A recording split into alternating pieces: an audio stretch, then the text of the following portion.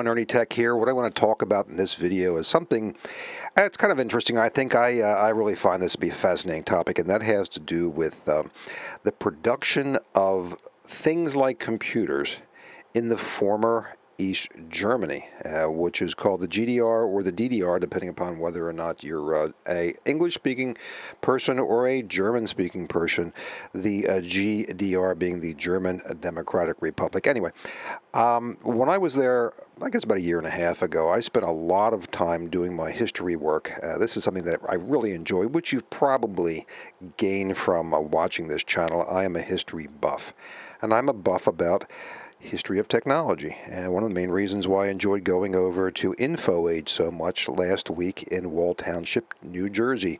Take a look at that video. You owe it to yourself to go check that out. But in this case here, I decided that I was going to dig into what was, I guess, one of the most interesting museums I had been at in forever.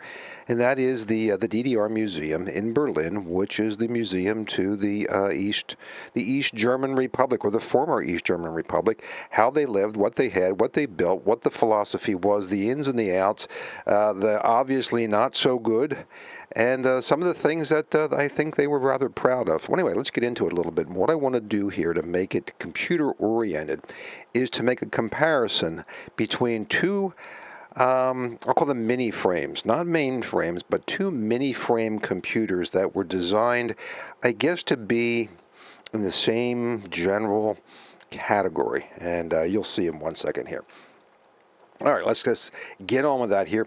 So I was over there last year wandering around. It was kind of rainy a couple of days. It was really great. And I went over here to the clock at Alexanderplatz right by the tower and stood there for a while, awing and at it. I can't speak German. I can speak silly German, which is what they call it, and it doesn't go real far, so I won't try that. But I enjoyed myself tremendously over there and really got a sense of what it was like. One of the places that I went to, in addition, was the Stasi Museum, which is on the eastern side of Berlin, near Magdalena Strasse, the U-Bahn Strasse. And it's just, well, anyway, I'm reminiscing on your time, and I shouldn't be doing that. Well, anyway, the purpose here is that we're going to talk a little bit about what the people of the GDR, DDR were dealing with as far as their products, the things that they used every day in their world, and especially the kind of things like computers that the Eastern European leadership was trying to demonstrate to the world that their stuff was just as good, if not better, than the Western equivalent. And I don't think that worked. But anyway, so yeah, this is where I was a year and a half ago. I fully intend to go back and continue my travels. And I actually loved it when it was miserable out. I don't know why. It just added to the ambiance. There I was, in my hiking shoes, in my heavier than usual pants with my thick socks on, sitting in the DDR Museum in a replica of a perfect Eastern European flat, a block flat that the worker, the average worker, maybe even the above average worker, it's hard to say over there because things happen depending on a lot of reasons. We can get into that in another video, but it has nothing to do with technology. Anyway, I was sitting there looking at all this stuff, and it occurred to me that most of these things were really, God, I hate to be critical, but most of these things were kind of extracted in their design from Western design, especially things like the television set, things that you could recognize perhaps a Braun lineage. Over here in the corner here, for instance, this kind of a shortwave radio. Now, I don't understand how they would have a shortwave radio, except it probably was not very effective. And there were a couple of ways in which you got things over there. One was called consume, and what consume was, it was like your old green stamps. Remember the old green stamps that when you bought things, you got these green stamps, you collected them, you put them in a book, and then eventually you turned them in for whatever it is in the green stamp catalog. Well, the consume had sort of that thought about it. The more you bought, the more you consumed, the more credits and stamps and stuff you got, and the more things you could buy. And it was supposed to be sort of an incentive. There was all sorts of stuff to it. The problem, of course, is that a lot of the stuff that you were buying wasn't that great. For instance, trying to get Western coffee over there was, well, let's just say that when I was at the Stasi Museum and I was drinking the coffee in the coffee shop, I'm pretty sure it was the stuff that they were producing, faux coffee back in the day.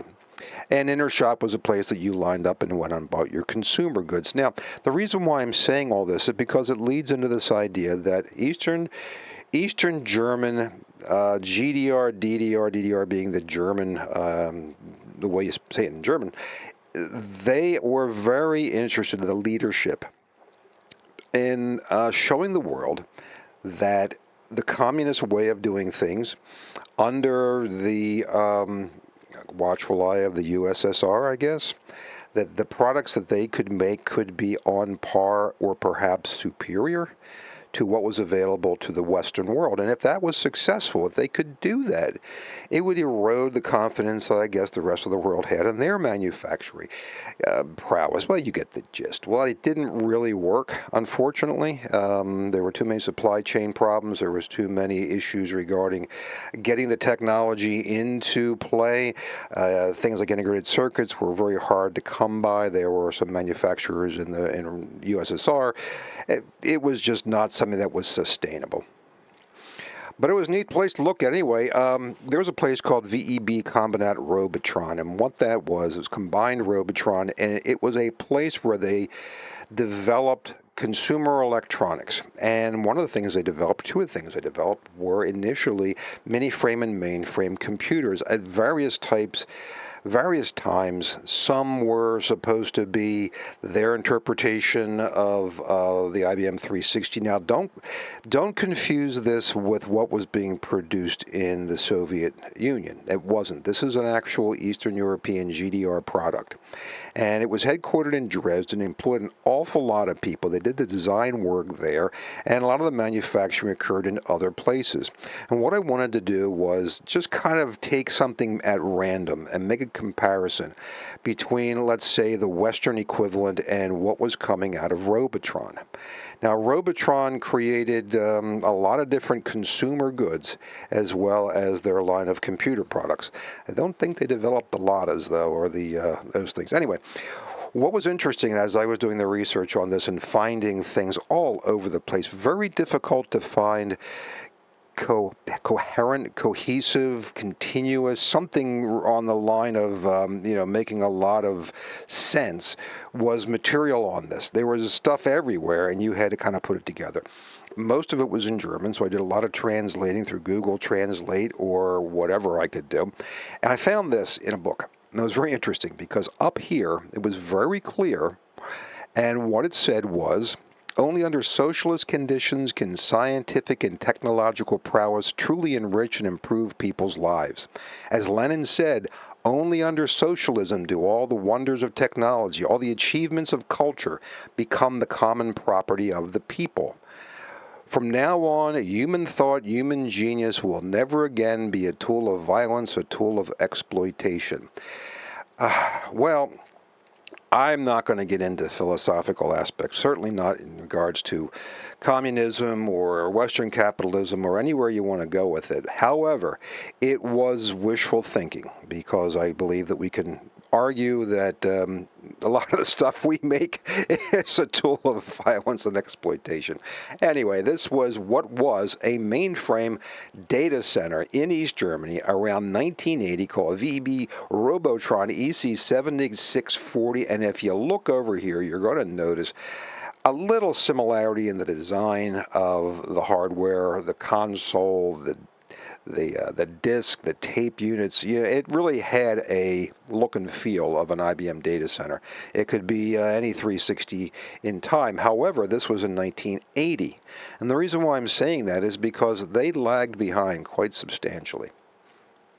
All right, we're going to pick one. And I picked the Robotron R4000. And the reason why I picked that is because I found a good amount of information. I found it sort of together so that I could make sense of it. A lot of their stuff I couldn't find. It was just all over the place. The peripherals were, you name it, it was everywhere. But the reason why I picked this was because I could make sense out of it. And what this was, it was a a standalone kind of process control computer. It had the ability to attach to other hardware and peripherals that Robotron created, but it was equivalent to or in the same vein as the 1130 from IBM. It was not a mainframe. It was a little mini computer, and you could use it for a lot of different things, one of which, of course, in East Germany was their production capability. They were very oriented towards product development and production, even if what they were producing was only going to be sold or appreciated or even usable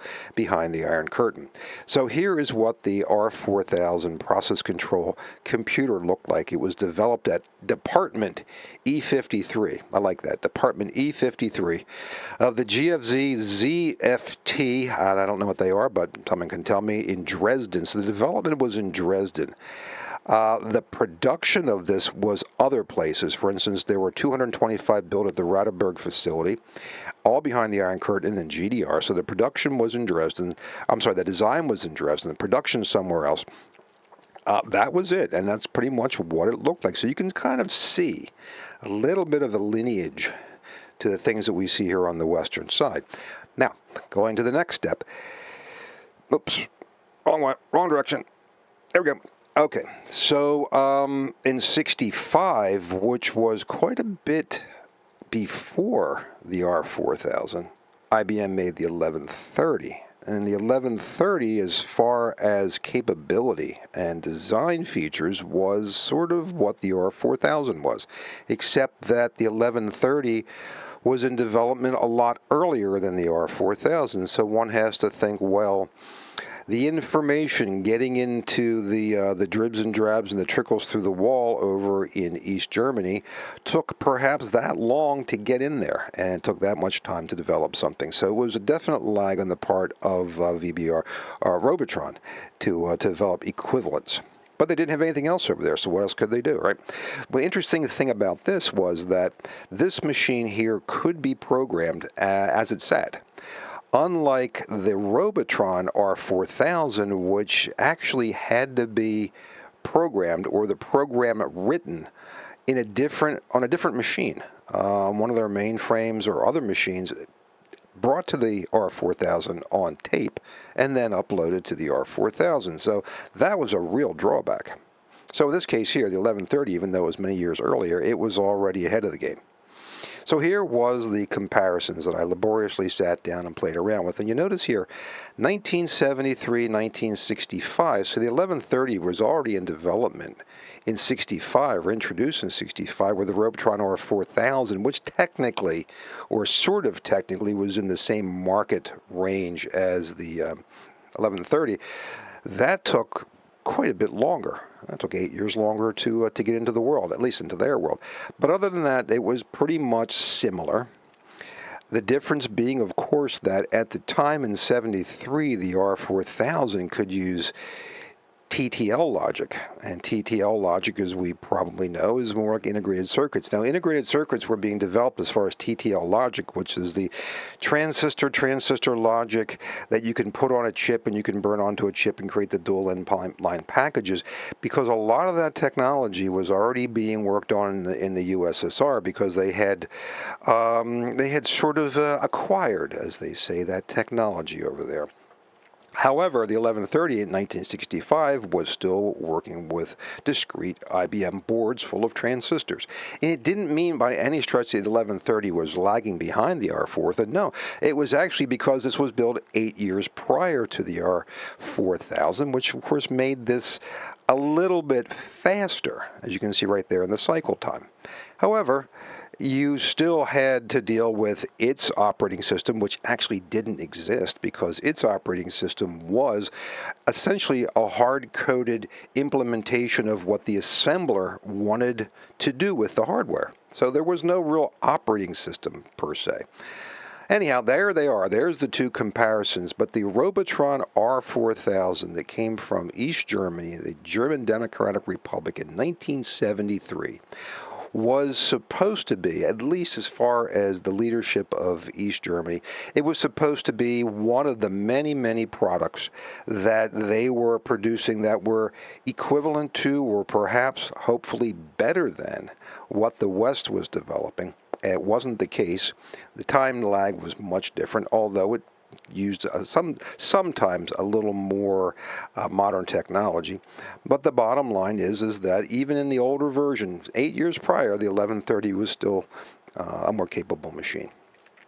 So what's the end of this? What did I do this for? Well, I did this for a couple of reasons, one of which I thought was very interesting to make a very high-level comparison between what was being produced, or what the intention was, of the former East German Republic under the watchful eye of the USSR. Because the USSR, as far as I could tell, was not doing a lot of internal development and production. What they were doing was, I guess they had to, I don't know why, but they were acquiring the technology through hook or crook or through the back door or whatever methodologies. And then that would trickle over into East Germany and into the development in Dresden of Robotron.